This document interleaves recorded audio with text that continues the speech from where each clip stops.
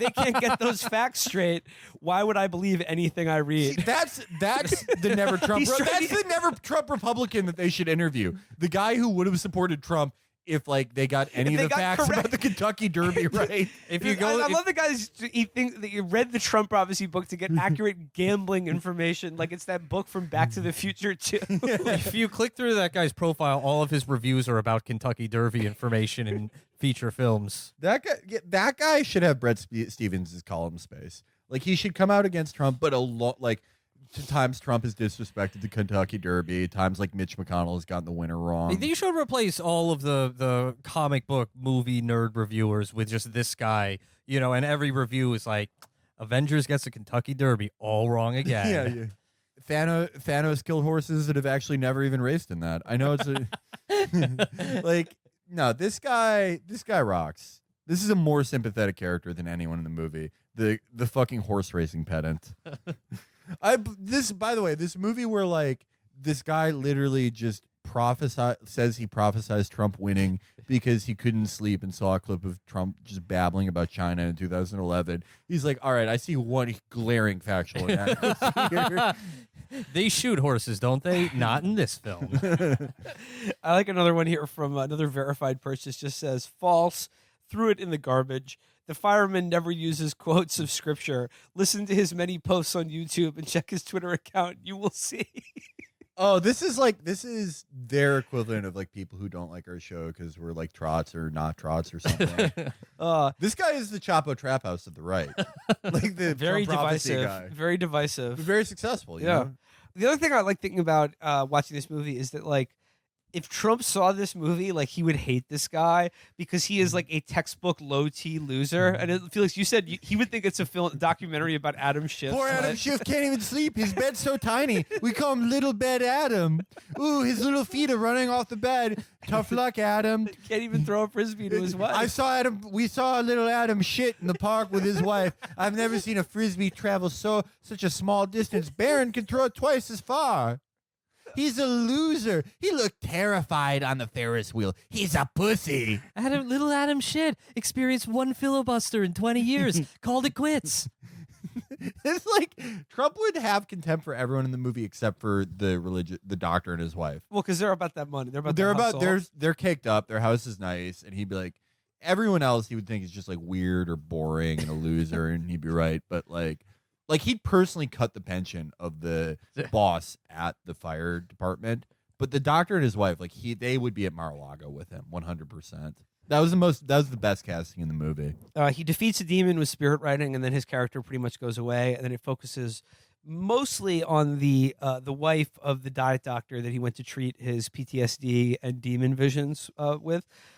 So the wife is convinced by reading this man's, diary of a madman that he has literally spoken to God and received the prophecy. This is like if in The Shining, if Shelley Duvall read from the typewriter and was like, "Oh my God, he's right." Yeah, that's exactly what it was. So, and then her big idea is to start basically like a chain prayer email. It's a prayer conference call. No, she does a prayer conference call where it's like everyone. It's called the Nation Builders Prayer Call. It's basically like Christianity is like a multi-level marketing scheme. Perfect. Where she calls all the pastors she knows who do prayer groups and get like thousands of people to dial into like one big party line where like they just pray for Donald Trump. And then best of all, she discovers shofars. She discovers the special Jewish ram's horn that they blew as a sign of victory for their leaders. And she starts getting people to blow shofars into a phone. Yeah, so there are two parts about the shofar storyline I love. First, she employs all the nurses and doctors at her husband's hospital to just go overtime buying shofar. This would be the most sued hospital ever. Like, could you imagine you just get MRSA because your nurse is on eBay haggling over a shofar so his boss's wife could pray for Donald Trump with some other dickheads on the phone? That's healthcare for 50% of the country. Yeah. My Mima flatlined while the nurses were arranging a fucking chain email conference call for praying for Donald Trump. But then they do find the equivalent, like what these people are to Christians, they find the Jewish equivalent, and they just get this fucking dipshit on Skype who's like, and you're blowing the shofar, and whoever you blow it for, that's protection for him. God knows. Just blow it, and God's like, hey, I'll look out for this guy. Just to fuck. They found like basically a Jewish evangelical who to Skype with them. Even before that point, so there's I guess this would be the technical low point of the film in screenwriting terms, when they think, oh, maybe Donald Trump isn't actually going to win. Maybe he's not going to win the primaries. And they show the only clip of Marco Rubio remotely doing well in a debate. Just saying, you're a fucking con artist. You get all your shit from China. You got your shit from Mexico. Your fucking university's fake. It's a fake fucking university. And they're watching this, and the main character's watching this and going, oh God, what if he doesn't win? And the wife's like, well, the only thing we can do to make something happen is obey and pray. And it hit us all. They never actually explain why they like Donald Trump at any point in this movie. There's like in the film part of it, there is absolutely no discussion whatsoever of any political issue or anything that would differentiate Trump from any of the other Republican candidates, let alone from the Democratic ones. It's just you just get the photo. You get a Reagan Bush '84 bumper sticker on a fucking fishing boat, and that's it. The wife and her husband, they never discuss politics. And then I think at one point they see Obama beat Romney, and then like the firefighter guy says like, "Oh, he didn't even try to run" or something. He's just mad at Romney was a cuck conservative. It's like they like Trump for the same reason a dog might. He barks real loud. Yeah, it's just supposed to be Trump. Yeah, it's just supposed to be him for some reason. Oh, these are some interesting colors. They remind me of a rabbit I could chase after. Yeah. So then, there's also a humorous scene of the wife conducting a prayer conference call in an airplane bathroom, and then like for some reason everyone in the cabin can hear her being like, "Now let's get out there and pray for Donald Trump."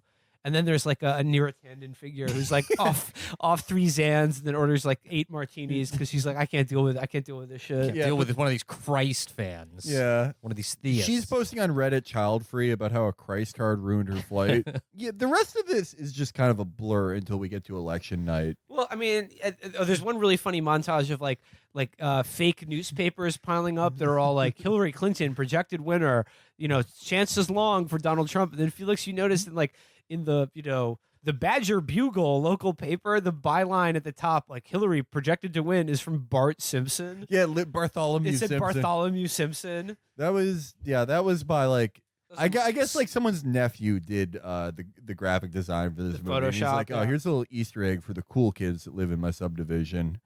But it's just mostly a blur. Like it's like there's like a montage of different dumbasses blowing shofars. It is assuredly real. That's on election day. And they all look like they're all doing it in like hollers. Like Raylan Givens is about to kill them if they don't drop that shofar. He's like, you gotta ask yourself, can I unholster and fire this weapon before your lips blow through that shofar? I have to say the doctor seemed like a one-off justified character. Exactly. Like who sells oxy, right? yeah. Who sells people Fent through shofars.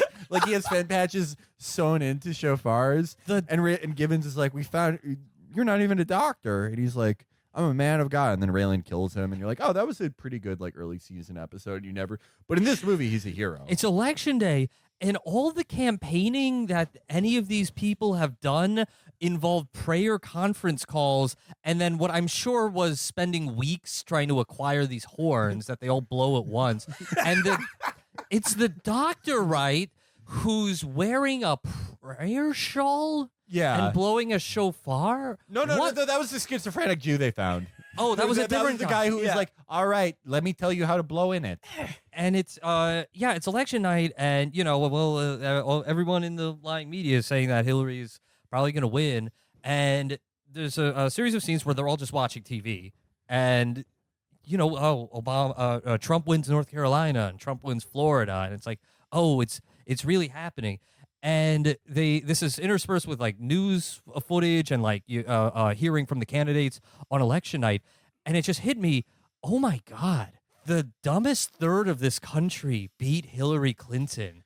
It's still like she ate so much shit. This was literally like they had $1 billion in data on every single living creature in America, and these people, like, they're only like, first of all, everyone who voted for Trump hated each other, like, just different. Like, it was like Baked Alaska, like, do pussy popping on Hollywood Boulevard. I remember that being a campaign event to raise awareness for Donald Trump. And then, like, these people who they think are like Christ cucks, and like all the organizing was either just like pointless flash mobs or raising awareness of Pizzagate, or like calling 5 people you know and telling them to call 5 people they know to all blow your horns at the same time. That was it. And it worked. It literally worked. It's probably the greatest thing that's ever happened. Did they that ever these do fucking people? Did that campaign ever have like a single person canvas for them?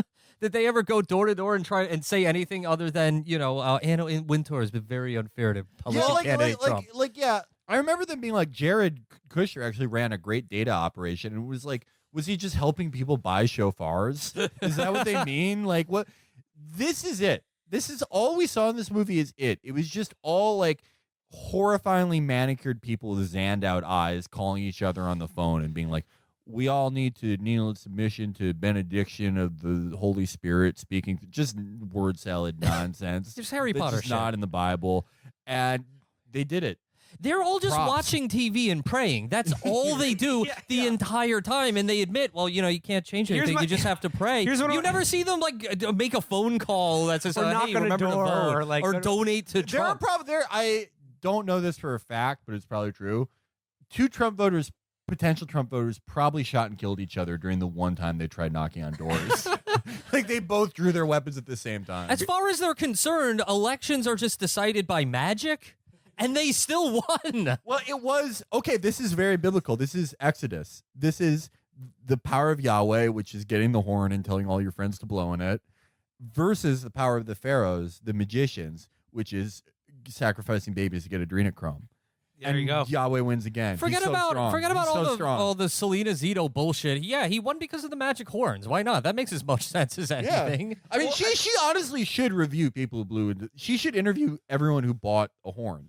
That's a way better article than like talking to like a fucking boating supply store owner. I'm curious if anyone out there knows a horn blower. I bet there's a guy, like, you know how like sometimes we'll do an episode where we'll make fun of like Jeff Jacoby, and someone will be like, they're like replying to like this guy commiserating about how we mocked him, and they'll be like, well, I'm a fan of you both, but I really don't like how they address this. And be like, what? We're gonna get this email from someone's like, hey, I really love the show. I've been a subscriber since 2016, but I was actually one of the people who blew the horn for Donald Trump, and I don't really think you guys understand where I was coming from. I would love to talk to that person. That There's person's well out there. over 100 million people in this country who believe they talk to angels regularly.